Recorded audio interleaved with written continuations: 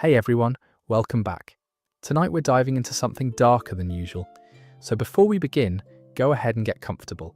Dim the lights, maybe grab a blanket, and let this be your wind down for the evening. If you enjoy these kinds of historical deep dives, take a moment to like the video and subscribe. But only if you genuinely want more of this content. And as always, I love knowing where you're watching from and what time it is for you. Drop it in the comments, it's always fascinating to see this community span the globe. Now let's ease into tonight's story together. On May 19th, 1536, a French swordsman raised his blade on the scaffold at the Tower of London. One clean swing. Anne Boleyn's head separated from her body in less than a second. But here's what they don't teach you in history class. What happened next? Her head didn't just disappear into history. It was picked up, examined, and placed somewhere without ceremony, without dignity, without even a marked grave. For nearly 300 years, no one knew exactly where Anne Boleyn's remains had been buried. And when they finally found her, what they discovered revealed something far more disturbing about how England treated the woman who changed the course of history. The story of Anne Boleyn's head isn't just about execution, it's about erasure, power, and the grotesque reality of Tudor justice. What really happened in those minutes, hours, and centuries after the sword fell will completely change how you see one of history's most famous deaths. And before we even get to that scaffold, before we talk about what happened to her head, we need to understand something crucial. Anne Boleyn was never supposed to die. She wasn't born into royalty. She wasn't a princess destined for a crown. She was the daughter of Thomas Boleyn, an ambitious nobleman who'd spent his career climbing the social ladder through strategic marriages and carefully cultivated connections. Anne herself had been sent to the French court as a teenager, where she'd learned to speak French fluently, dress in the latest continental fashions, and move through royal circles with a sophistication that most English women of her time completely lacked. She knew how to use a glance, a word, a carefully timed silence to her advantage. She was educated, which was rare. She was charming, which was dangerous.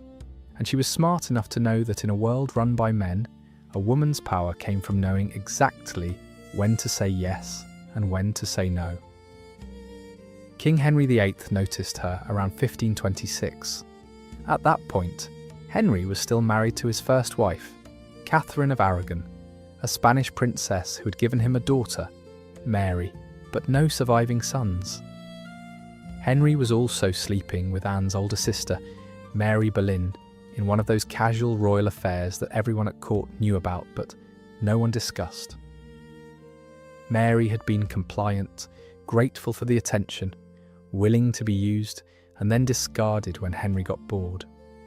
But when Henry turned his attention to Anne, expecting the same easy conquest, she surprised him. She said no, not because she wasn't interested in power, she absolutely was, but because she'd watched what happened to her sister. Mary had been Henry's mistress, and what did she get for it? Nothing. No title, no lands, no lasting influence, just the temporary satisfaction of being the king's favourite before being replaced by the next pretty face. Anne wanted more than that. She wanted to be unforgettable. She wanted to matter. So when Henry pursued her, she made him wait, and the longer she made him wait, the more obsessed he became. This wasn't a love story. This was a calculated game of power, played by two people who understood that desire could be weaponized. Henry wanted her so badly that he was willing to do the unthinkable. Break from the Catholic Church, defy the Pope, risk civil war, and tear apart centuries of religious tradition just to marry her. Think about that for a second. The entire Protestant Reformation in England, the establishment of the Church of England, the dissolution of the monasteries, the religious violence that would tear the country apart for the next 100 years. All of it started because one woman looked at a king and said, "No, you can't have me. Not like that. Not unless you marry me." And it worked. In 1533, Anne Boleyn became Queen of England. She was crowned in Westminster Abbey on June 1st, draped in purple velvet and ermine, with her dark hair flowing down her back, and her belly already swollen with what everyone desperately hoped would be a son. The entire kingdom held its breath, waiting for the prince who would justify everything: the break with Rome, the humiliation of Catherine, the political chaos. But on September 7th, 1533, Anne gave birth to a girl, Elizabeth. Henry was devastated. He'd risked everything, destroyed his first marriage, made himself a pariah in Catholic Europe, all for a son, and Anne had given him a daughter. Still, she wasn't defeated. She'd gotten this far by being bold, and she stayed bold. She spoke her mind in council meetings, pushed for religious reform, promoted Protestant scholars, and refused to play the role of the silent, decorative queen that everyone expected. In a world where women were supposed to be obedient, seen but not heard, she was loud, opinionated, unafraid, and that made her dangerous, because the same qualities that had won her the throne, her intelligence, her boldness, her refusal to back down, were exactly the qualities that made powerful men at court uncomfortable. She had enemies, lots of them. Thomas Cromwell, Henry's chief minister, had initially supported her because she supported his religious reforms, but when they disagreed on policy, he turned against her. The Duke of Norfolk, her own uncle, had always been more loyal to his political survival than to his family. And then there was the Catholic faction at court, led by supporters of Catherine of Aragon and her daughter Mary, who saw Anne as the heretic homewrecker who destroyed a legitimate marriage. By 1536, Henry had grown tired. Anne had suffered multiple miscarriages after Elizabeth. Most devastating was a miscarriage in January 1536, a male fetus lost at around 4 months. Henry was convinced it was God's punishment, maybe for marrying Anne in the first place, maybe for executing all those monks who'd refused to acknowledge him as head of the church. He didn't know, but he was beginning to think that Anne herself was cursed. And there was someone else, Jane Seymour, a quiet, pale, seemingly demure lady-in-waiting who had caught Henry's eye. Jane was the opposite of Anne in every way. Soft-spoken, where Anne was sharp-tongued; submissive, where Anne was assertive; traditional, where Anne was reformist. Henry liked that. He was tired of being challenged. He wanted a wife who would obey him, bear him sons, and never make him feel like he'd made a mistake. But he couldn't just divorce Anne. He'd already broken with Rome to marry her. Divorcing her would make him look weak, indecisive, ridiculous. Everyone would say he'd destroyed the English church for a woman he got bored with in 3 years. His authority would be questioned. His judgment would be mocked. So divorce wasn't an option. But there was another way to get rid of Anne, a way that would not only free Henry to remarry, but would completely destroy Anne's reputation in the process, making it look like Henry had been the victim all along. They would accuse her of treason. In April 1536, Thomas Cromwell began building a case. It was flimsy, absurd, and based almost entirely on gossip, forced confessions, and paranoid interpretations of innocent conversations. But it didn't need to be convincing. It just needed to be scandalous enough that Henry could claim he'd been deceived, that Anne had never truly been his wife, that the marriage had been based on witchcraft and lies. The charges were grotesque. Anne was accused of committing adultery with 5 different men, including her own brother, George Boleyn. She was accused of plotting to kill the king so she could marry one of her lovers.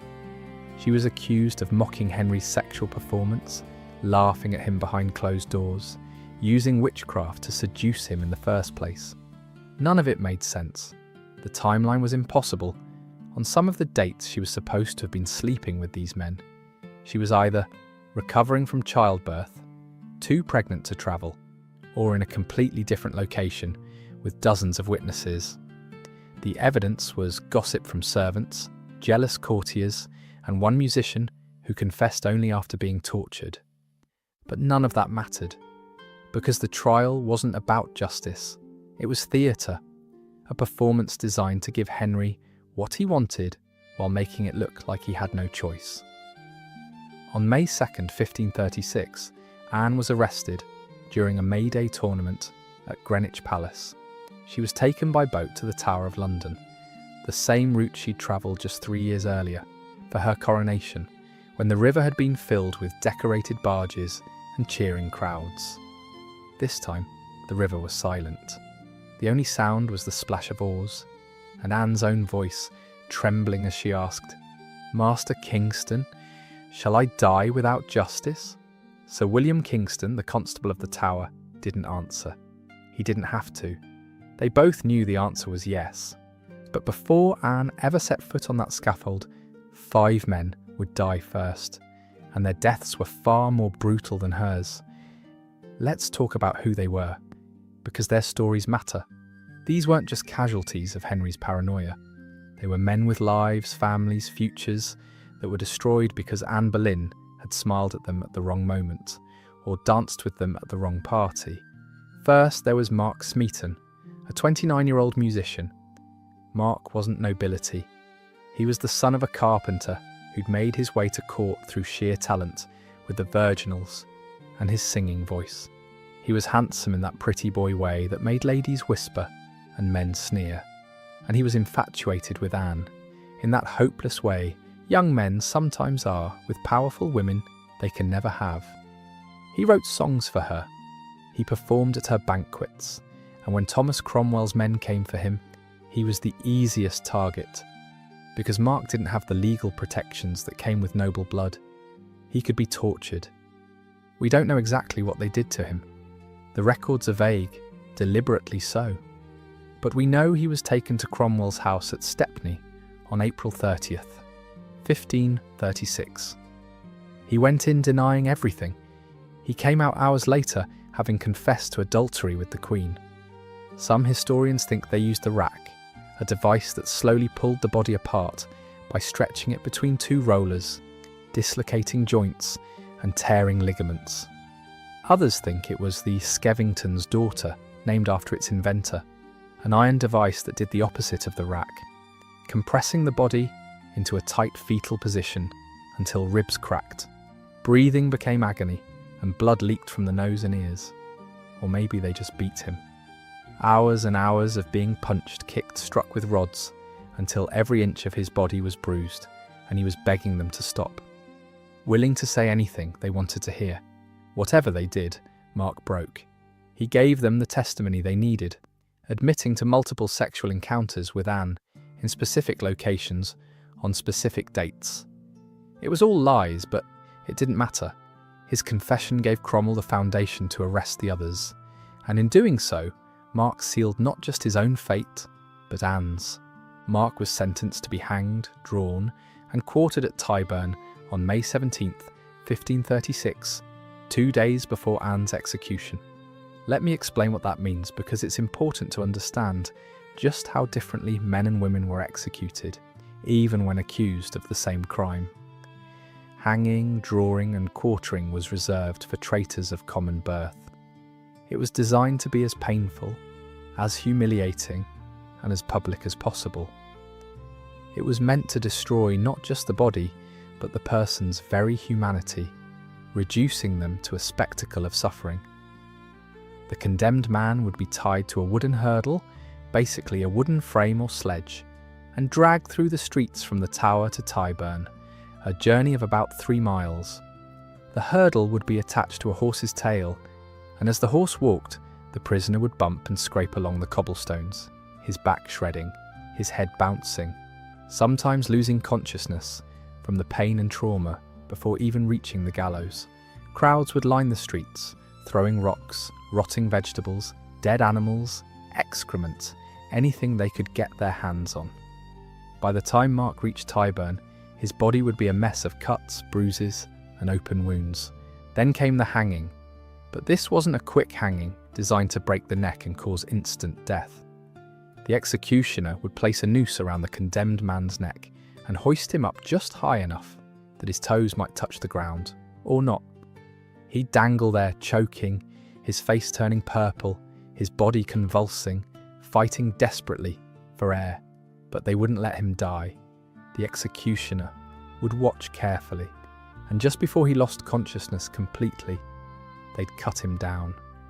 He'd collapse onto the platform, gasping, coughing, barely alive, and that's when the real horror would begin.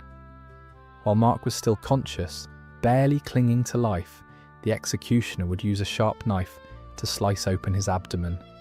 Not a quick cut, a deliberate, careful incision from the sternum down to the groin. Then while Mark watched, while he felt every second of it, the executioner would reach into the wound and pull out his intestines. The small intestine first, then the large intestine, yanking them out, hand over hand, like a grotesque rope. The organs would be steaming in the cold London air, still warm, still technically functioning, because Mark's heart was still beating. Sometimes, the executioner would hold up the intestines for the crowd to see.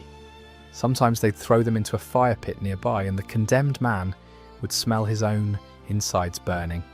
If the executioner was skilled or feeling merciful, he might cut the prisoner's throat at some point during this process to end the suffering. But mercy wasn't guaranteed. Some executioners took their time, making the spectacle last as long as possible. After the disembowelment, the body would be beheaded. The head would be held up for the crowd.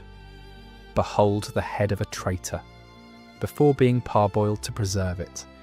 Boiling the head in a mixture of salt and cumin would prevent it from rotting too quickly. Then it would be placed on a spike on London Bridge, where it would stay for weeks or months, a warning to everyone who crossed the river. The body, meanwhile, would be cut into quarters, literally hacked into 4 pieces with a cleaver or axe. These quarters would be distributed to different locations throughout London and displayed publicly. They'd hang there until they rotted, until birds picked them clean, until there was nothing left but bones and the memory of what happened when you crossed the king. That's what happened to Mark Smeaton, a young musician whose only real crime was being poor, vulnerable, and too pretty for his own good. He died screaming at Tyburn on May 17, 1536, while crowds cheered and vendors sold food and drink like it was a festival. Public executions were entertainment in Tudor England. People brought their families. Children sat on their fathers' shoulders to get a better view. It was a day out, a spectacle, a reminder of the king's power and what happened to those who challenged it. The other 4 men were luckier, if you can call it that. Sir Henry Norris, Sir Francis Weston, William Brereton, and George Boleyn, Anne's own brother, were all nobles. Their rank spared them the horror of hanging, drawing, and quartering. They would be beheaded instead. But even that was no mercy, because they weren't given the quick death of a French swordsman. They were executed by the Tower's regular headsman, using an axe. And not even a particularly good axe. An axe execution was brutal in its own way. The condemned man would kneel at a low wooden block, stretch his neck across it, and wait for the blade to fall. If the executioner was skilled and the axe was sharp, it might take 1 blow, but often it took 2, 3, sometimes more. The neck is thick with muscle, vertebrae, and tough connective tissue. The executioner had to hit at exactly the right angle, with exactly the right force, and if he didn't, if his hands were shaking or the axe was dull, or the condemned man flinched at the last second, the blade would lodge halfway through, leaving the victim still alive, still screaming, blood fountaining from the partial wound. The executioner would have to wrench the axe free, often taking chunks of flesh and bone with it, and strike again, and again. Sometimes the blade would hit the back of the skull instead of the neck, cracking it open like an egg. Sometimes it would hit the shoulder, cutting down into the collarbone and ribs. It was messy, unpredictable, and absolutely terrifying for everyone involved. Sir Henry Norris went first on the morning of May 17th, 1536, at Tower Hill, the traditional execution site just outside the Tower walls. Norris had been Henry VIII's closest friend for years. As groom of the stool, he was responsible for attending the king during his most intimate moments, literally helping him use the toilet, a position that in Tudor England was considered one of the highest honours because it meant you had unparalleled access to the monarch. Norris knew Henry's secrets. He'd seen him at his most vulnerable. They'd hunted together, joked together, shared confidences. Henry had trusted him completely. And when the accusations came, Norris could have saved himself. Thomas Cromwell offered him a deal: confess to adultery with Anne, and Henry might show mercy. He might commute the sentence to life imprisonment or exile. All Norris had to do was admit to something he didn't do, throw Anne under the carriage, and he'd live. Norris refused. He maintained his innocence to the very end, even though he knew it meant certain death. On the scaffold at Tower Hill, with hundreds of people watching, Norris gave a brief speech. He didn't explicitly proclaim his innocence. That would be treasonous, but he carefully implied it. He said he was a sinner, that he'd lived an imperfect life, but he asked the crowd to pray for him and judge him fairly. Then he knelt and placed his neck on the block. The first blow didn't sever his neck completely. The executioner, likely nervous and exhausted from the pressure of executing 5 men in one day, misjudged the angle. The axe bit deep into Norris's neck, cutting through skin and muscle and lodging in the bone of the spine, but it didn't go all the way through. Norris was still conscious, still alive, still feeling everything. He couldn't scream. His throat and vocal cords were partially severed, but his body convulsed, his hands clenched, his legs kicked reflexively. Blood poured from the wound, soaking the block and pooling on the platform. The executioner had to wrench the axe free, a sickening, sucking sound as metal pulled away from flesh and bone, and strike again. The second blow went deeper, but still didn't completely sever the head. The third blow finally did it. By the time Norris's head rolled free, the block was slick with blood, and the crowd, which had been cheering, had gone quieter, disturbed by the butchery they were witnessing. Francis Weston was next. He was only 25 years old, recently married to a woman he genuinely loved, and had been at court since he was a teenager. He'd grown up in the royal household, served as a page, then a gentleman of the Privy Chamber. He was witty, charming, good at music and dancing, the kind of person who made court life bearable with his humour and lightness. He'd once made a joke with Anne at a May Day tournament just weeks before his arrest. They'd been watching the jousting, and he'd said something flirtatious. Nothing serious, just courtly banter, the kind of thing that happened at court every single day. Something like, "You look beautiful today, Your Majesty," or "I'd joust in your honour if the king would allow it." Harmless, polite, but that joke was used as evidence against him. He'd been too familiar with the Queen. He'd looked at her with desire. It was absurd, but it was enough. On the scaffold, Weston was weeping openly. He was young enough that the reality of what was about to happen hadn't fully sunk in until he saw Norris's blood, still fresh on the block. He asked the crowd to pray for him, said he deserved death, not for adultery, which he hadn't committed, but for his sins in general. The vague spiritual failings that Tudor Christians believed damned everyone. "I had thought to have lived in abominable pleasures 20 or 30 years, and then to have made amends," he said. "I thought little it would have come to this." Then he knelt. His hands were shaking.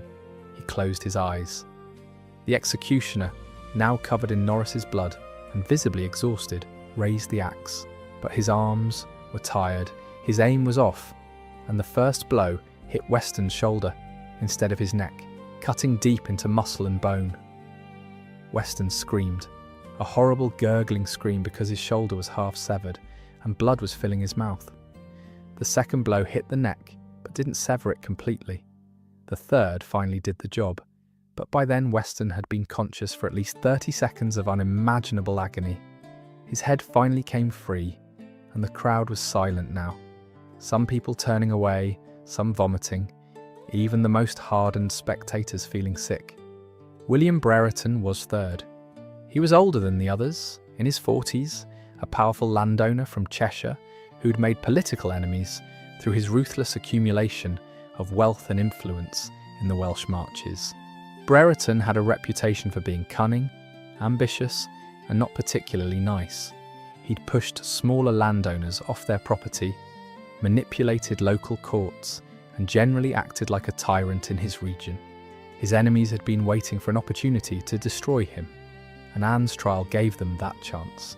He was accused of adultery with the Queen based on nothing, literally nothing, except the fact that he'd been at court and had spoken to her. No witnesses, no love letters, no suspicious meetings, just proximity, just bad luck, just being in the wrong place at the wrong time when Thomas Cromwell needed names to fill out his case against Anne. Brereton knew exactly what was happening. This wasn't about Anne. It was about his enemies using the Queen's downfall to eliminate him. On the scaffold, he didn't bother proclaiming his innocence. He didn't beg or weep or ask for prayers. He just said, "I trust to be saved by the grace of God," and laid his head on the block. His acceptance was almost eerie, a resignation that suggested he knew this kind of end had always been possible for someone like him, someone who'd played the power game and lost. The axe fell. Once, twice, 3 times. His head finally came free on the 4th blow, and by then the executioner was panting, drenched in sweat and blood, his arms shaking from exhaustion. And then came George Boleyn, Viscount Rochford, Anne's brother. George was 32 years old, handsome, eloquent, and one of the most talented courtiers of his generation. He'd been knighted, served as a diplomat to France, and was one of Henry's favourite companions for intellectual discussions and court entertainments. He and Anne had been close their entire lives, allies in a brutal court where family loyalty was often the only loyalty you could trust. They'd supported each other's rise to power, protected each other from enemies, and shared a bond that went beyond typical sibling relationships. They were partners in ambition. The charge against him was incest. The evidence was a single conversation he'd allegedly had with Anne in her chambers, where they'd mocked the king's sexual performance. According to the testimony, Anne had confided to George that Henry was impotent, that he couldn't maintain an erection, that his jousting accident a few years earlier had done permanent damage, and George had allegedly laughed and made jokes about it. This conversation may never have happened. But even if it did, it wasn't incest. It was just gossip, the kind of private conversation that siblings might have.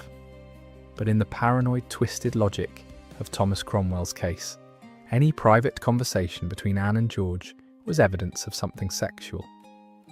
George's own wife, Jane Parker, Lady Rochford, reportedly provided testimony against him. Whether she actually accused him of incest or just confirmed that George and Anne had private conversations is still debated by historians. Some think she was coerced, threatened with her own arrest if she didn't cooperate. Others think she genuinely believed there was something inappropriate going on, or that she was jealous of the close bond between George and Anne and wanted to hurt them both. Either way, her testimony helped condemn him. And years later, in a twist of fate so dark it seems almost fictional, Jane Parker herself would be executed, beheaded on the same scaffold where George died, for helping Catherine Howard commit adultery. She reportedly went mad before her execution, screaming about George's ghost haunting her. But that's a story for another time. At his trial, George defended himself brilliantly. He was a trained lawyer, skilled in rhetoric and debate, and he tore apart the prosecution's arguments one by one. He pointed out the impossibilities in the timeline. He showed how the evidence was based on speculation and gossip. He made it clear that the charges were absurd, that there was no physical evidence, no witnesses to any actual act of incest, nothing but paranoid interpretations of innocent conversations. For a moment, It seemed like he might actually win. Some of the jury members looked uncomfortable. The crowd was murmuring. Even Thomas Cromwell looked worried. But then the prosecution did something cruel. They handed George a piece of paper and told him to read it silently and confirm whether it was true or not. The paper contained the allegations about Henry's impotence, the private conversation that Anne had supposedly had with George. George was supposed to read it, say yes or no, and move on. But George, knowing this was his last chance to defend himself and his sister, read the contents aloud in court. He exposed the king's sexual inadequacy in front of hundreds of people, making it part of the public record. It was a bold move, a final act of defiance, but it also sealed his fate. Henry would never forgive that humiliation. The verdict was guilty, the sentence, death. On May 17, 1536, George Boleyn climbed the scaffold at Tower Hill. He was the last of the 5 men to be executed, which meant he had to watch the others die first. He'd seen Norris's blood. He'd heard Weston's screams. He'd watched Brereton's head roll free. And now it was his turn. He gave a long speech, not proclaiming his innocence of the specific charges, because to do so explicitly would be treasonous, but carefully implying it. He admitted he was a sinner, that he'd committed adultery with various women at court, that he'd lived an immoral life. "I was a great reader of scripture," he said, "but I did not act according to the truth. If I had done so, I would not be here. I beg all of you to pray for me." It was a masterclass in coded language, saying I'm guilty of general sins, but not this specific one, without actually saying it. Then he knelt. The axe fell. We don't know how many blows it took. The records just say he died. His head was placed with the others in a basket, and all 5 heads were taken to be parboiled and then placed on spikes on London Bridge. Their bodies were buried in unmarked graves somewhere in the Tower grounds, tossed into shallow pits, without ceremony or prayer. No one knows exactly where. Despite centuries of archaeological work, they've never been found. 5 men, dead in one morning, killed not for what they'd done, but for the political convenience of destroying a queen. And Anne, locked in her apartments in the Tower, would have heard about their executions. She would have known that 5 men had died in part because of her, not because they'd actually been her lovers, but because she'd smiled at them, danced with them, spoken to them in passing. That was enough. In Henry VIII's England, proximity to power was deadly, and as she sat in her rooms, attended by women who were half servants, half spies, writing letters she knew might never be read, Anne must have understood that her own death was inevitable. The trial was just theatre. The verdict was already written.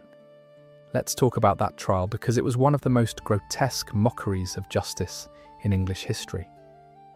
Anne was tried on May 15th, 1536, in the Great Hall of the Tower of London, a massive stone chamber that had witnessed countless trials, coronations, and state ceremonies over the centuries. For Anne, it must have been surreal, being tried in the same building where she'd been a guest at lavish banquets, where she'd danced as queen, where she'd once held power. Now she stood accused, facing a court that wanted her dead. The hall was packed, over 2,000 people, mostly nobles and officials who'd been summoned to witness the spectacle. Her uncle, the Duke of Norfolk, presided as Lord High Steward, even though everyone knew he despised her. He'd never liked his niece's ambition, had always resented how the Boleyn family's rise had come at the expense of other noble houses, and now he had the chance to preside over her destruction. Anne's own father, Thomas Boleyn, sat on the jury of 26 peers who would decide her fate. Imagine that. Your own father sitting in judgment, knowing that if he votes to acquit you, he'll likely be accused of treason himself, stripped of his titles, possibly executed. Thomas sat there silently, watching his daughter on trial for her life, and did nothing to help her.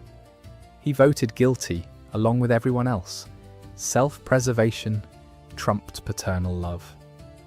The charges were read aloud, and they were designed to shock. Adultery with 5 men: Mark Smeaton, Sir Henry Norris, Sir Francis Weston, William Brereton, and her own brother George Boleyn. The indictment specified dates and locations, painting a picture of a woman who was insatiable, lustful, constantly sneaking around the palace to sleep with various men. She was accused of plotting the king's death with her lovers, promising to marry one of them after Henry was gone. She was accused of saying that Henry had never captured her heart, that she'd never loved him. She was accused of mocking his sexual performance, laughing at him, making him look like a fool.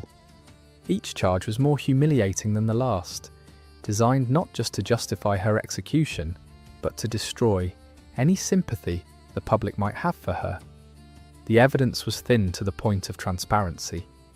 Dates that didn't match on several of the occasions when she was allegedly committing adultery. Court records showed she was elsewhere, sometimes miles away, always with witnesses. Locations that didn't make sense. One alleged encounter was supposed to have happened at Westminster Palace, in a room that hadn't been built yet. Testimonies from servants who'd heard rumours or noticed suspicious glances, but had no actual evidence. Mark Smeaton's tortured confession, which he later tried to recant. That was it. No love letters, no witnesses to any actual adultery, no physical evidence of any kind. Just gossip, speculation, and forced confessions. But Anne couldn't defend herself properly. In Tudor treason trials, the accused wasn't allowed legal representation. She had to stand alone before the court and argue against trained lawyers and prosecutors who'd been preparing for weeks. She wasn't allowed to call witnesses in her defence. She wasn't allowed to see the evidence against her in advance. She wasn't allowed to cross-examine the witnesses against her. The entire system was designed to ensure conviction. It was a show trial, and everyone knew it. And yet she fought. Multiple witnesses at the trial later wrote about how Anne defended herself with eloquence, clarity, and devastating logic. She addressed each charge individually, dismantling them one by one. She pointed out the impossible timeline. She explained that on certain dates, she'd been recovering from childbirth or too pregnant to travel. She reminded the court that many of the alleged encounters had taken place in public areas of the palace, surrounded by witnesses who would have seen if anything inappropriate had happened. She maintained her composure, even as they recounted grotesque sexual accusations in front of thousands of people, accusations designed to humiliate her, to reduce her from a queen to a whore. One observer wrote that she answered with wise and discreet words and that there was no evidence against her, save the king's will. Another said that most of the crowd believed she was innocent, that her defence had been so convincing that if this had been a real trial with an impartial jury, she would have been acquitted. But this wasn't a real trial. The verdict had been decided weeks ago, probably by Henry himself, possibly in a private conversation with Thomas Cromwell, where they'd agreed Anne needs to go, and it needs to look justified. When the Lord High Steward, her own uncle, read the verdict, his voice was steady. Guilty. All charges unanimous. The sentence was death, and Anne was given a choice that wasn't really a choice. She would be burned at the stake or beheaded, at the king's pleasure. Burning was the traditional punishment for women convicted of treason, based on the medieval logic that women couldn't be hanged, drawn, and quartered, because that would expose their bodies in a way that was considered too immodest. So instead, they'd be tied to a stake and burned alive, which was somehow considered more appropriate. Beheading was a mercy reserved for nobility and required the king's explicit permission. Anne stood there, listening to her own death sentence, and she didn't collapse. She didn't weep. She didn't scream or beg or protest. Instead, she addressed the court with a calm that must have unnerved everyone watching. She said, "O Father, O Creator, thou who art the way, the life, and the truth, knowest whether I have deserved this death." It was the closest she could come to proclaiming her innocence without explicitly saying it. Then she added, "My lords, I will not say your sentence is unjust, nor presume that my reasons can prevail against your convictions. I am willing to believe that you have sufficient reasons for what you have done, but they must be other than those which have been produced in court, for I am clear of all the offences which you have laid to my charge.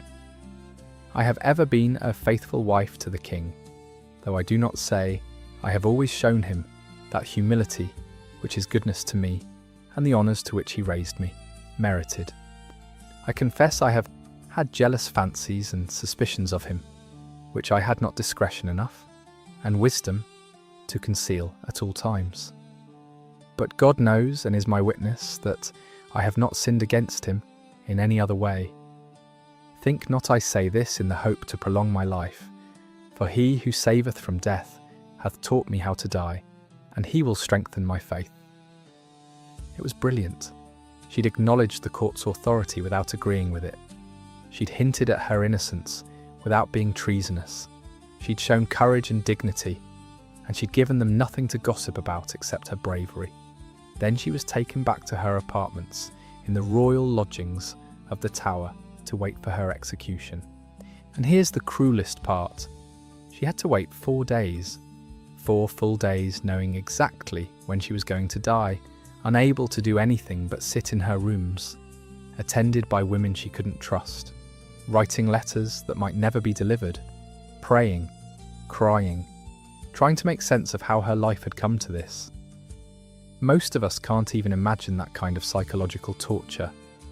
Knowing the exact hour of your death and being forced to sit with that knowledge, alone except for guards and spies dressed as ladies in waiting.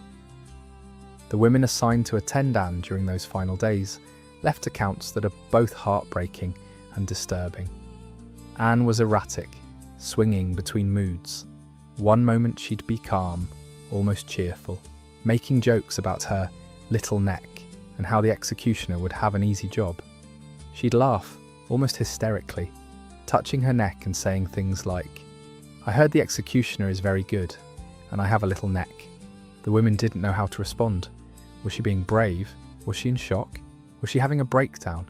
Then the next moment she'd be weeping uncontrollably, crying out for her daughter Elizabeth, asking if they'd let her say goodbye, begging to know if Elizabeth would be taken care of, if anyone would tell her daughter that her mother had loved her. They wouldn't let her see Elizabeth, of course. The little girl was 2.5 years old, had already been declared illegitimate, and Henry wanted a clean break. No emotional scenes, no final goodbyes, just Anne dies and we move on.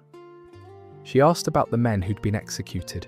She asked Lady Kingston, one of her attendants, whether they'd maintained their innocence, whether they'd suffered, whether they'd said anything about her. The women gave vague answers, trying not to distress her further, but Anne wasn't stupid. She could read between the lines. She knew Mark Smeaton had been hanged, drawn, and quartered. She knew the others had been beheaded, probably badly. And she must have felt an enormous weight of guilt, knowing that these men, most of them completely innocent, had died because of her, or rather, because of the king's desire to be rid of her. She wrote letters during those final days. Most of them haven't survived, destroyed by people who didn't want physical evidence of Anne's last words or lost in the chaos of the centuries. But we have fragments, references in other documents, accounts from people who saw the letters or heard about them. She wrote to Henry, though it's unclear if he ever read it. In that letter, according to witnesses, she didn't beg for her life. She knew that would be pointless, but she asked him to be merciful to the men who'd been accused with her, to spare them if possible.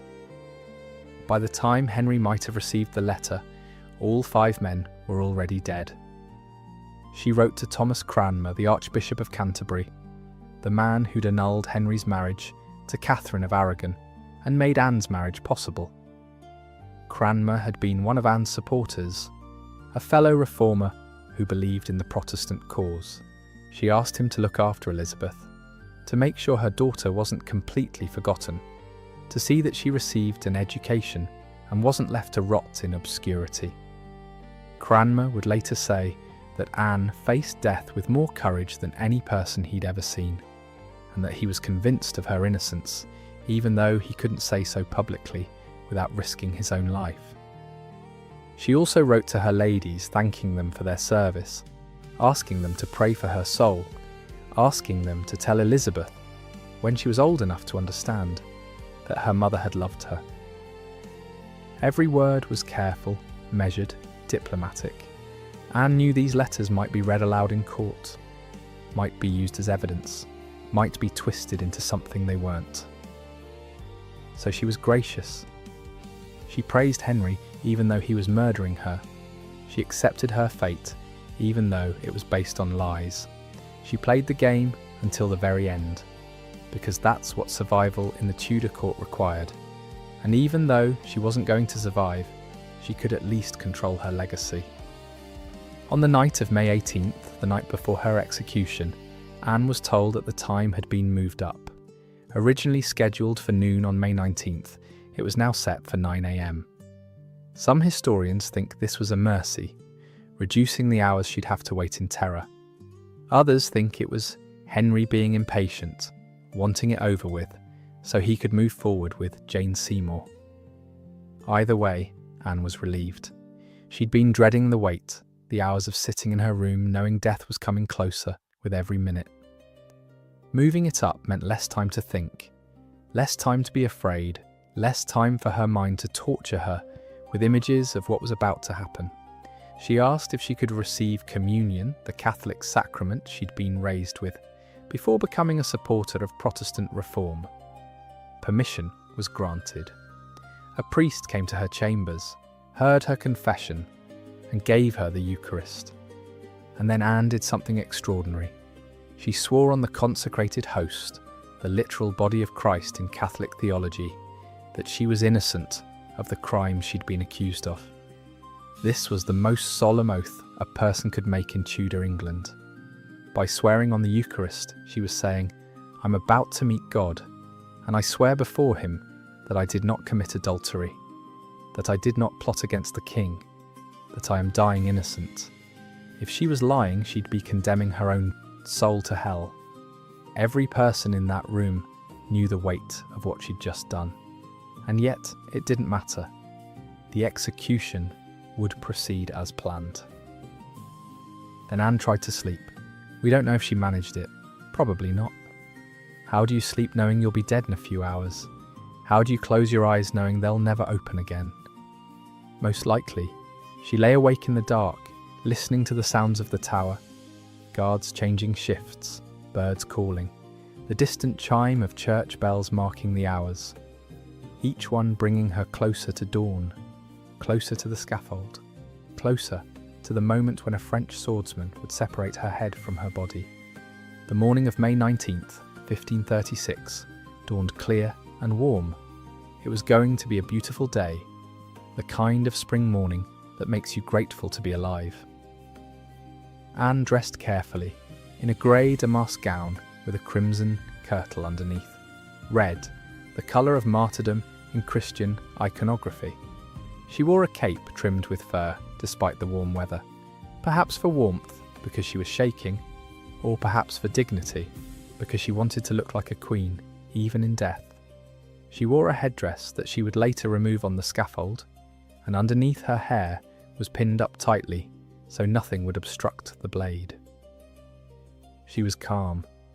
Multiple witnesses remarked on how composed she seemed, how she walked steadily, how her voice didn't shake when she spoke.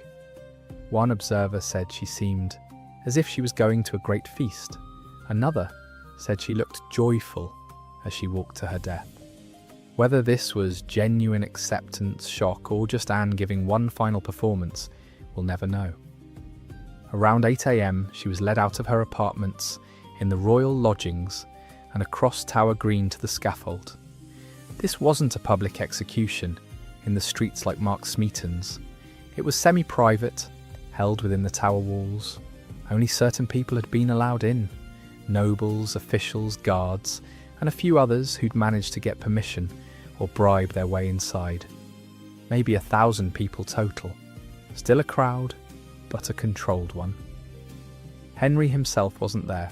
He was miles away at Westminster, probably with Jane Seymour, waiting for word that it was done. The scaffold had been erected in the days before, a raised wooden platform about 4 feet high, accessible by a short flight of steps. Fresh straw had been laid over the wooden planks to absorb the blood, a practical detail that must have seemed surreal to Anne as she climbed those steps. At the top, standing beside the executioner, was a wooden pole driven into the platform. This wasn't a chopping block. This was for Anne to lean against if she wanted support while she knelt. The executioner himself was dressed plainly, his face visible, no hood, no mask. He was a professional, brought from Calais specifically for this job, paid handsomely to ensure a clean, quick death. Anne climbed the steps without help.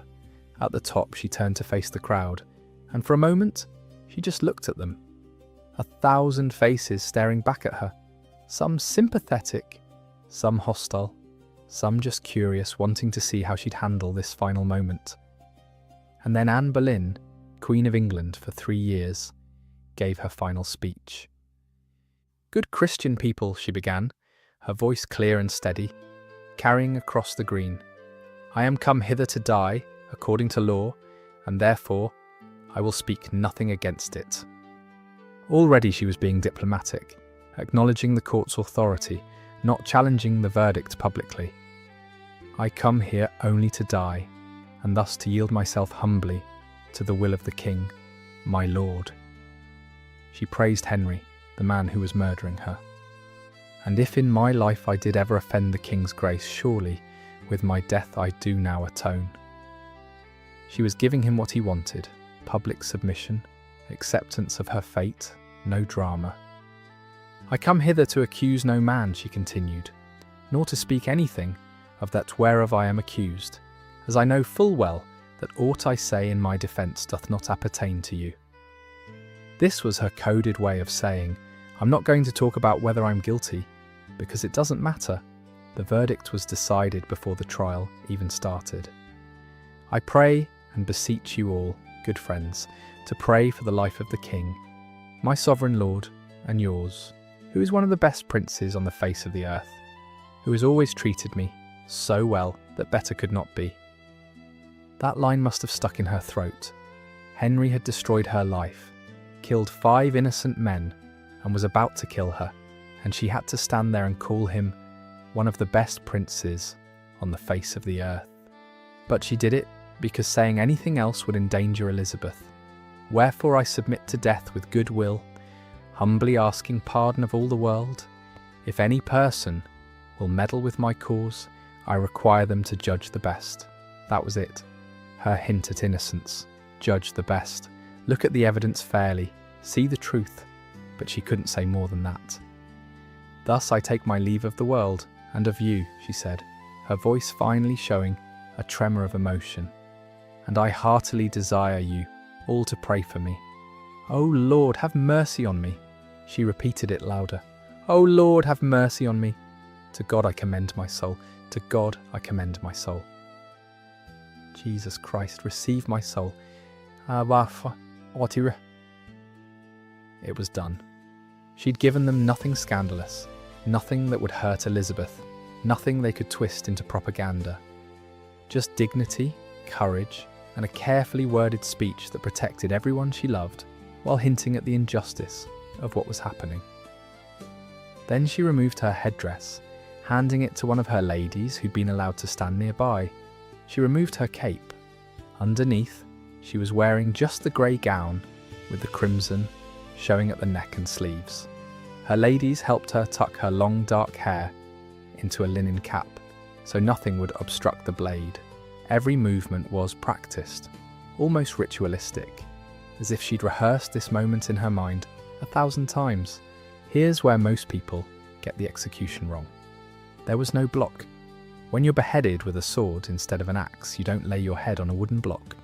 You kneel upright, sitting back on your heels, and the executioner strikes from behind while you're in that position. It's actually considered more dignified because you face forward toward heaven, rather than being forced to press your face against wood and wait for the blade. Anne knelt on the straw, her grey dress pooling around her, her hands clasped together in front of her in prayer. She began to speak aloud, repeating the same prayer over and over. To Jesus Christ, I commend my soul. Lord Jesus, receive my soul. O Lord God, have pity on my soul. To Christ I commend my soul. Jesus, receive my soul. The French swordsman was standing behind her, maybe 6 feet away, positioning himself. He'd been brought to England specifically for this execution, paid £23, 6 shillings and 8 pence, a small fortune for a single day's work, equivalent to several years' wages for a skilled craftsman. He was an expert. He'd done this before, probably many times. He carried a specially designed execution sword, lighter than a battle sword, perfectly balanced, with a blade that was wider and sharper at the end than at the hilt. It was designed for one purpose, to sever a human neck in a single, clean strike. But even an expert executioner had to manage one crucial detail.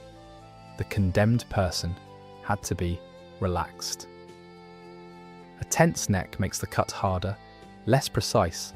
The muscles contract, the vertebrae compress, and the blade can lodge in bone instead of cutting cleanly through.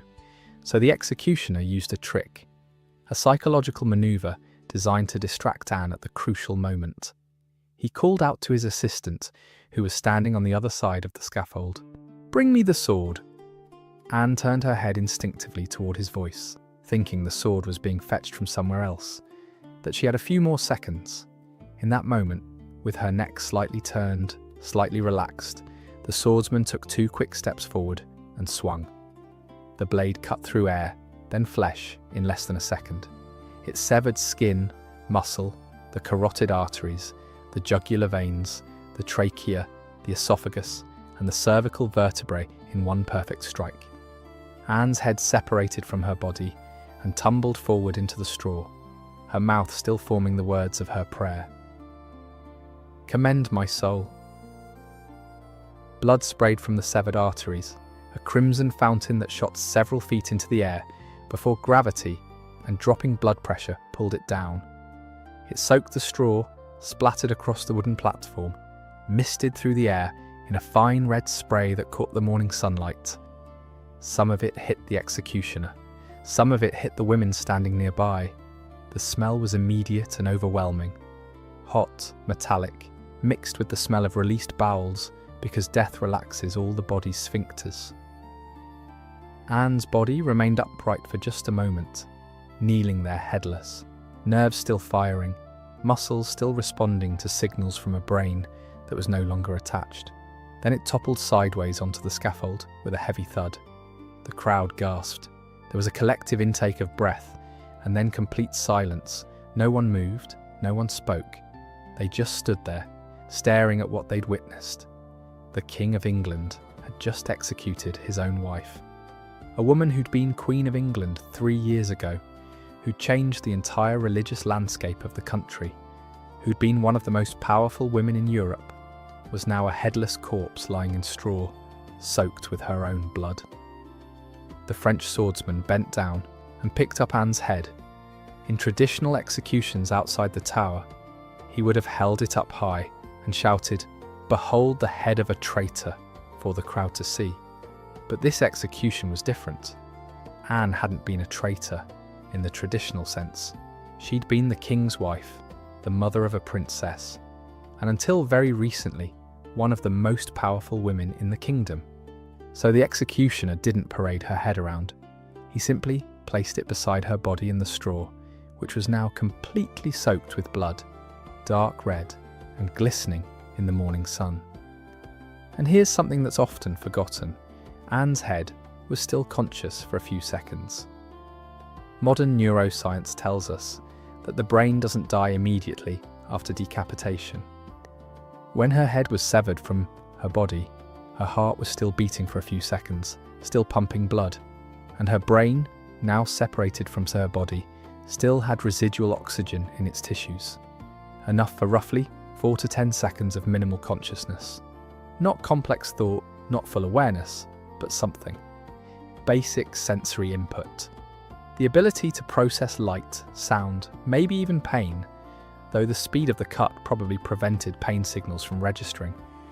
We know this from studies of guillotine victims during the French Revolution. Multiple witnesses reported that severed heads would blink, grimace, or appear to react to stimuli for several seconds after decapitation. There's a famous account of a man named Languille whose head was picked up immediately after execution and called by name.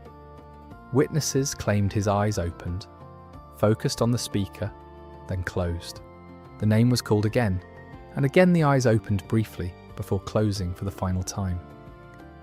Whether this was true consciousness or just random muscle spasms is still debated by neuroscientists, but the fact remains, the brain doesn't shut off like a light switch. There's a brief horrible window of awareness. So was Anne Boleyn conscious for those few seconds after her head fell into the straw? If she was, what would she have experienced? The world tilting sideways, her vision blurring, darkening at the edges as blood pressure dropped catastrophically. The smell of blood and straw and May morning air, the sound of gasps from the crowd, distant and muffled as if underwater. And then a rapid fading, like consciousness draining away, as her brain, starved of oxygen, began to shut down. It wouldn't have been painful, the nervous system works too slowly for that, and the shock would have prevented pain receptors from functioning properly. But it might have been confusing, disorienting, a few seconds of sensory input that didn't make sense anymore, because her brain was no longer receiving signals from her body, telling it where it was or what was happening. And then, mercifully, nothing. Consciousness would fade like a candle being blown out, and Anne Boleyn would cease to exist. Her body, meanwhile, continued to react even after the head was gone. This is pure biology, reflex arcs that don't require brain input. Her heart kept beating for several seconds, maybe as many as 10 or 15, pumping blood out of the severed arteries in rhythmic spurts that gradually weakened as blood pressure dropped to 0. Her muscles twitched, her fingers clenched and unclenched, her legs spasmed, her torso arched slightly. A final convulsion as the spinal cord fired off its last signals. These weren't conscious movements. Anne was gone, but her body didn't know that yet. It took time for every cell to realise that the brain was no longer in control, that oxygen was no longer being delivered, that this was the end. By the time Anne's ladies-in-waiting climbed the scaffold, maybe a minute or two after the execution, her body would have been completely still, already beginning to cool in the morning air. But the blood was still fresh, still wet, still warm. It soaked through the straw and dripped through gaps in the wooden planks onto the ground below. The platform looked like a slaughterhouse. And these women, some of whom had genuinely loved Anne, and others who'd been placed there as spies, now had the grim task of gathering her remains and figuring out what to do with them. But here's the problem. No one had prepared a coffin. Despite knowing for days that Anne Boleyn was going to be executed, despite having time to make proper arrangements, no one had bothered to organise a coffin. Whether that was an oversight, an intentional insult, or just bureaucratic incompetence, we'll never know. But the result was grotesque. Anne's ladies stood there on the blood-slicked scaffold, looking down at their former queen's body and severed head, and they had nothing to put her in. They looked around frantically. Surely someone had prepared a coffin? Surely there was a box, a shroud, something, number, nothing. Just the scaffold, the straw, and the body cooling in the May morning air. Finally, someone, probably one of the tower staff, found an old El Marrow chest, sitting somewhere in the tower's storage rooms. It was a long, narrow box, about 4 feet long and maybe 18 inches wide, designed to hold arrows and other military supplies. It had probably been sitting in a dusty corner for years, used and discarded when better storage became available. It wasn't meant for a human body. It wasn't even close to the right size, but it was all they had. So they dragged the arrow chest to the scaffold and tried to make it work. They lifted Anne's body first, still heavy with death, still wearing that grey damask gown, now soaked with blood, and tried to fit it inside. Her torso went in, but the chest was too short. Her legs didn't fit, so they had to fold them, bending her knees at awkward angles, pushing her limbs into the box like they were trying to close an overstuffed suitcase. It was undignified, horrible, a complete violation of the reverence that should accompany death. Then they picked up her head. It was still warm. Blood dripped from the severed neck, sticky and thick. They placed it beside her body, not on it, not positioned as if she were sleeping, just laid it next to her torso like a piece of cargo that needed to be transported. Then they tried to close the lid. The arrow chest barely closed. They had to push down hard to make it latch.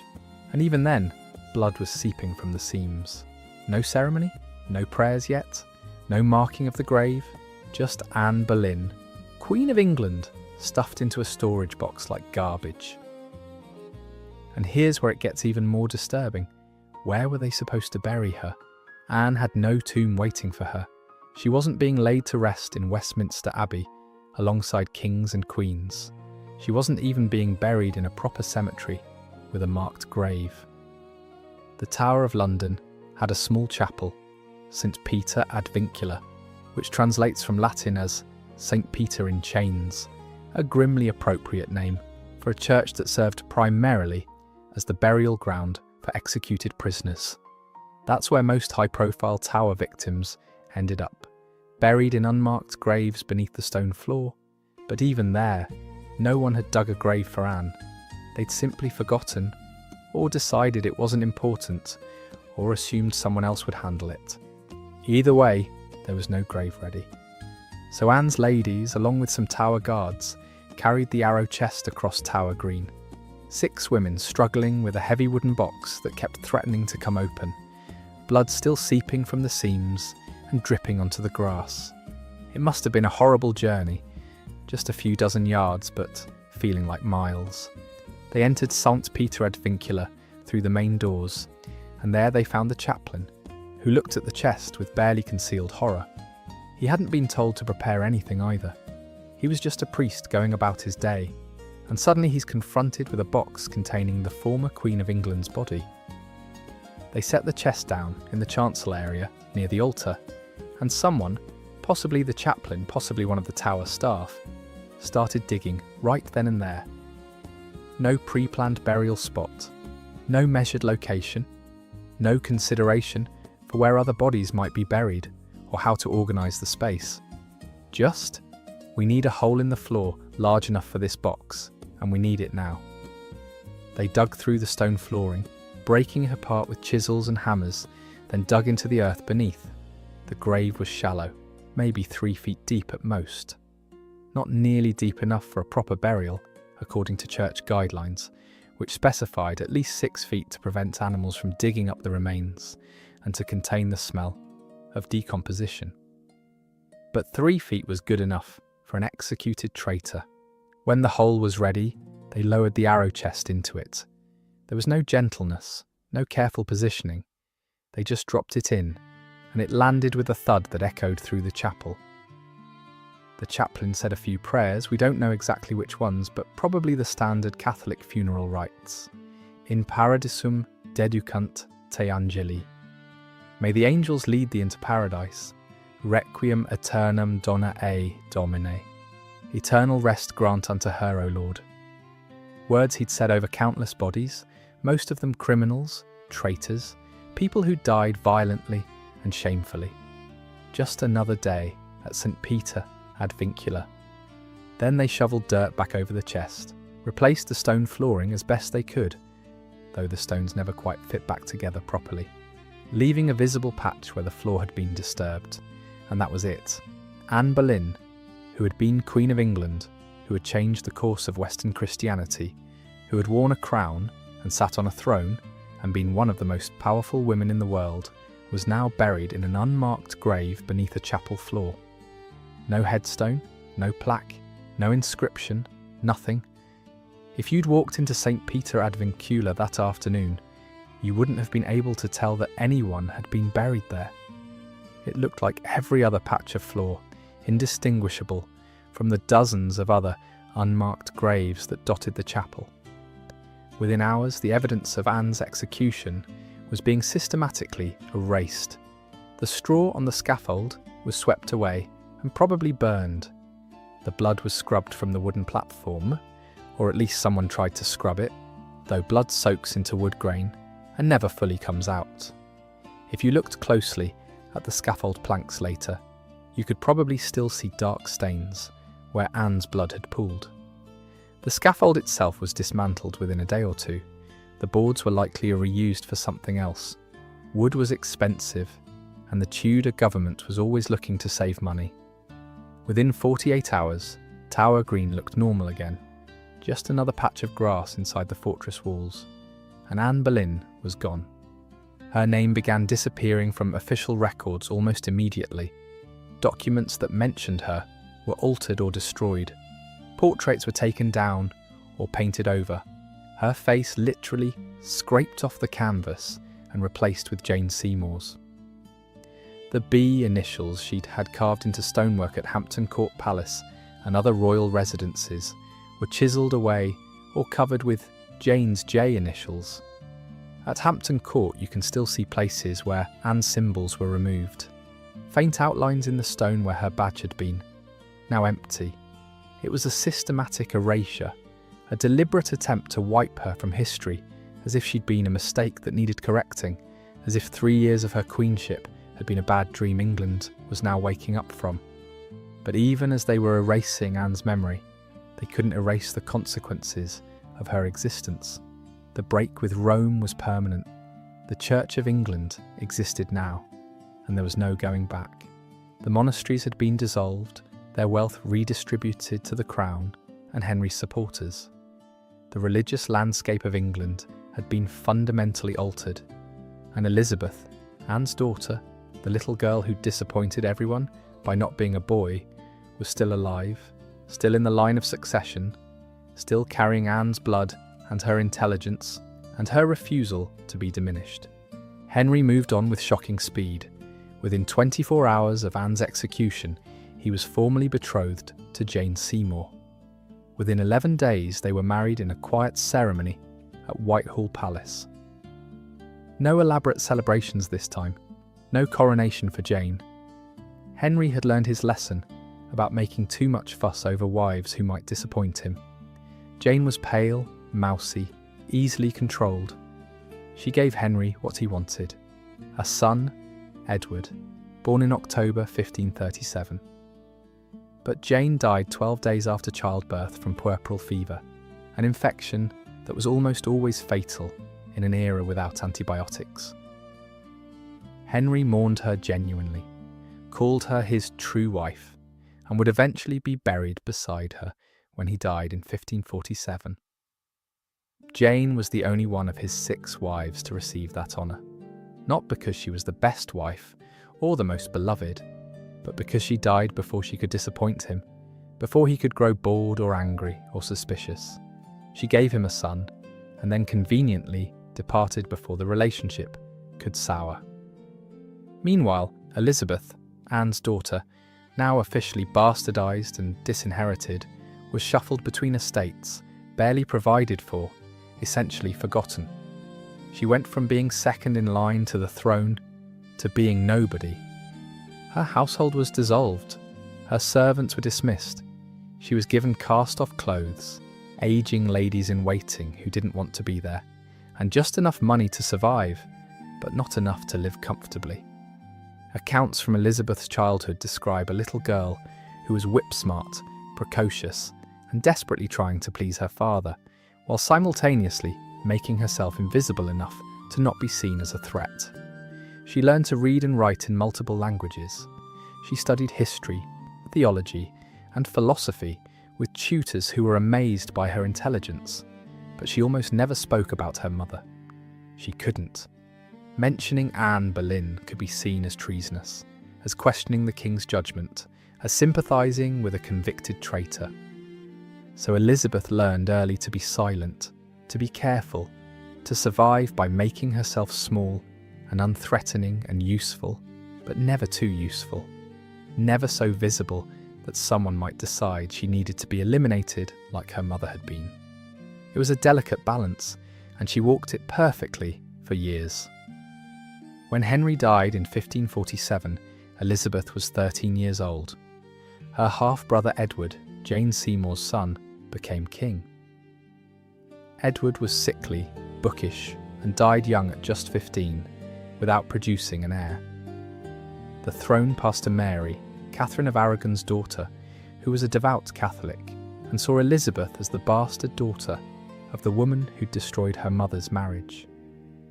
Mary was deeply suspicious of Elizabeth, kept her under constant surveillance, and at one point even imprisoned her in the Tower, the same tower where Anne had been executed. Elizabeth must have walked past the spot where her mother died. She must have entered St. Peter ad vincula and known that her mother was buried somewhere beneath that floor, though she wouldn't have known exactly where. She must have felt the weight of that history pressing down on her, the knowledge that she was one wrong move, one suspicion, one accusation away from ending up exactly like Anne. But she survived. She was careful, diplomatic, and patient. She played the role of the dutiful sister, the submissive subject, never giving Mary a reason to see her as a threat. And when Mary died childless in 1558, the throne passed to Elizabeth. She was 25 years old, and she became Queen of England, the daughter of the woman who'd been executed as a traitor, now the most powerful person in the kingdom. Elizabeth could have rehabilitated Anne's reputation immediately. She could have commissioned a grand tomb, held a state funeral, declared her mother innocent of all charges, rewritten the history books to show Anne as a martyr rather than a criminal. But she didn't, and historians have debated why for centuries.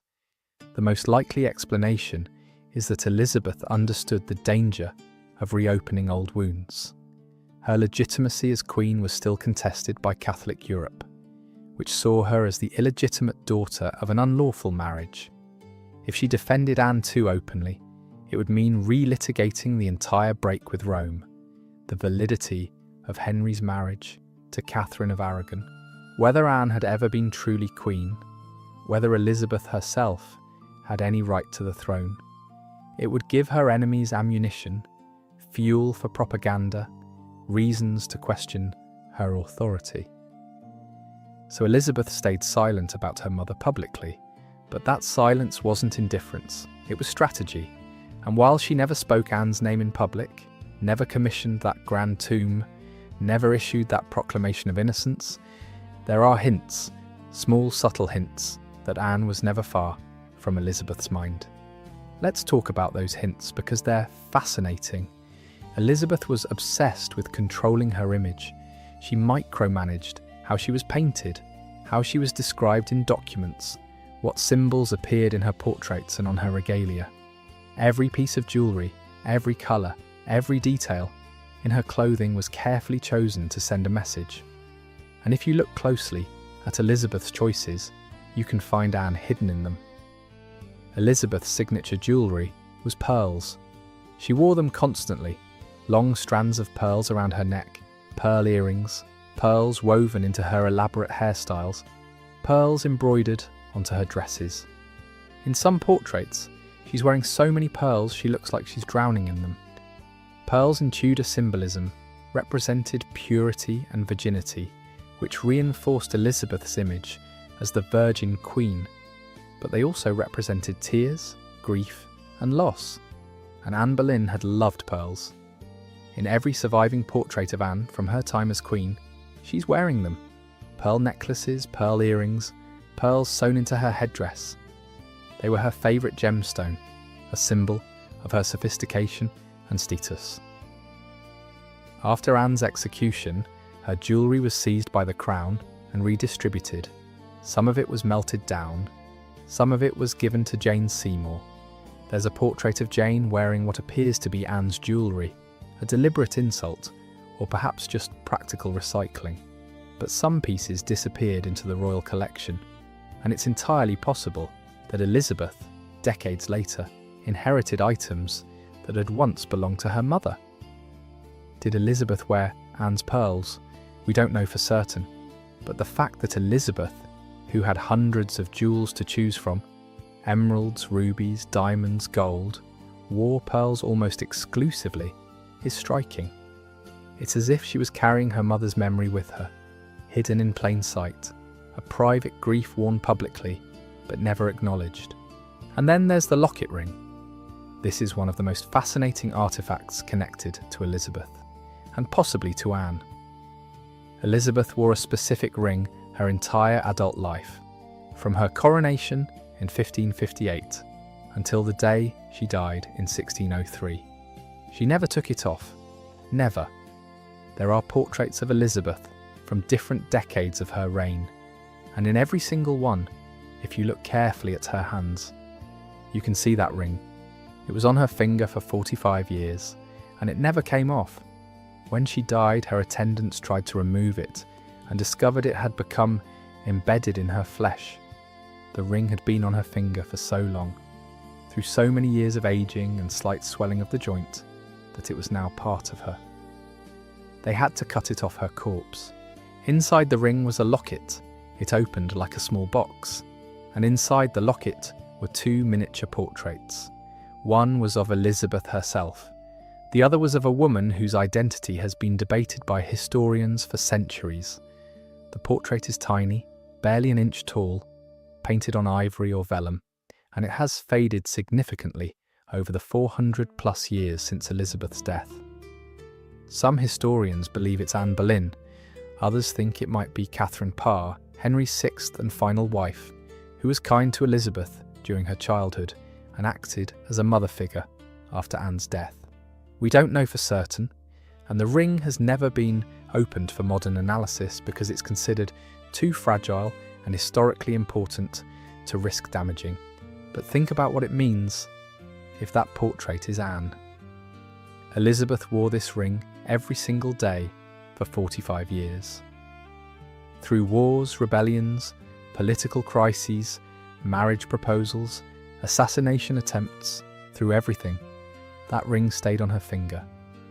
She never showed it to anyone. She never talked about it. It was a private grief, a secret carried against her skin, hidden beneath the public image of the Virgin Queen who needed no one and answered to no one. If that portrait is Anne, then Elizabeth spent her entire reign carrying her mother's face next to her own, a silent acknowledgement of the woman who'd given her life and lost everything, a reminder of where she came from, who she was, and what could happen to powerful women who weren't careful. There are other subtle tributes too. Elizabeth promoted religious reform in ways that Anne would have approved of. She surrounded herself with Protestant scholars and advisors. She resisted Catholic pressure to marry and produce an heir, maintaining her independence in a way that echoed Anne's early refusal to become just another royal mistress. And she was ruthless when she needed to be, ordering executions, crushing rebellions, making hard political decisions that prioritized the survival of her reign over personal feelings. She'd learned from watching her mother that survival required calculated cruelty sometimes, that mercy could be a weakness, that power had to be defended constantly, or it would be taken away. But Elizabeth's reign was also Anne's revenge in a deeper sense. Anne had been executed on charges designed to strip her of dignity and erase her from history. She'd been called a whore, a witch, a traitor. She'd been buried in an unmarked grave, her name removed from official records, her portraits destroyed. But her daughter grew up to be one of the greatest monarchs in English history. Elizabeth I reigned for 45 years, longer than any English monarch before her except Henry III. She turned England into a major European power. She defeated the Spanish Armada in 1588, preventing a Catholic invasion that would have ended Protestant England. She presided over a golden age of culture, Shakespeare, Marlowe, Spencer, all writing during her reign. She navigated religious conflicts with a pragmatism that kept England from tearing itself apart the way France and other European countries did. She remained unmarried, maintaining her independence and authority in a way no English queen had done before. The Elizabethan era is remembered as one of the high points of English history, and all of it was built on the foundation Anne Boleyn had laid when she forced Henry VIII to break with Rome. Anne didn't live to see any of it. She died thinking she'd failed, thinking her daughter would be forgotten, thinking she'd be remembered only as the queen who'd been unfaithful and treacherous. But history had other plans. Anne's gamble, her refusal to be just another mistress, her demand for a crown, ultimately paid off. Not for her, but for her daughter. And through Elizabeth, Anne's legacy became immortal. But Elizabeth wasn't the only one who remembered Anne Boleyn. Over the centuries, Anne's story took on a life of its own, growing, mutating, becoming myth and legend and cultural touchstone. And nowhere is that more apparent than in how the Victorians, 300 years after Anne's death, became absolutely obsessed with her. By the 1800s, Anne had been dead for nearly 3 centuries, but her ghost, literal and metaphorical, haunted England more powerfully than ever. The Victorian era was obsessed with the Tudors in general, and Anne Boleyn in particular. Novels, plays, operas, paintings, Anne was everywhere. Writers like Sir Walter Scott and Alexandre Dumas père wrote romanticised versions of her story. Donizetti composed an opera, Anna Bolena, that premiered in 1830 and became wildly popular across Europe. Painters created elaborate historical paintings depicting Anne's coronation, her trial, her execution, always with her looking beautiful, tragic, and innocent. The Victorians transformed Anne from a real woman with complexity and contradictions into a symbol, a romantic heroine destroyed by cruel fate and a jealous king. This wasn't the real Anne. The real Anne Boleyn was sharp-tongued, politically savvy, ruthlessly ambitious, and willing to play dirty when necessary. She wasn't a passive victim who stumbled into tragedy. She fought for power, manoeuvred her way to the throne, and tried to protect her position, even when it became clear the king was turning against her. She was complicated, sometimes generous, sometimes vindictive, sometimes brave, sometimes calculating. She was human, with all the contradictions that implies, but the Victorians didn't want that Anne. They wanted a martyr, a tragic figure whose suffering could be romanticised and mourned. So they rewrote her, stripped away her agency and her complexity, and turned her into a symbol of female innocence destroyed by male cruelty. In this version, Anne was purely a victim, seduced by Henry's power, manipulated by courtiers, falsely accused by enemies, and nobly accepting her fate on the scaffold. She became the poster child for the angel in the house, Victorian ideal, pure, long-suffering, martyred. This Victorian Anne was wildly popular, but she was also a complete fiction. And that fiction shaped how people understood Anne Boleyn for generations.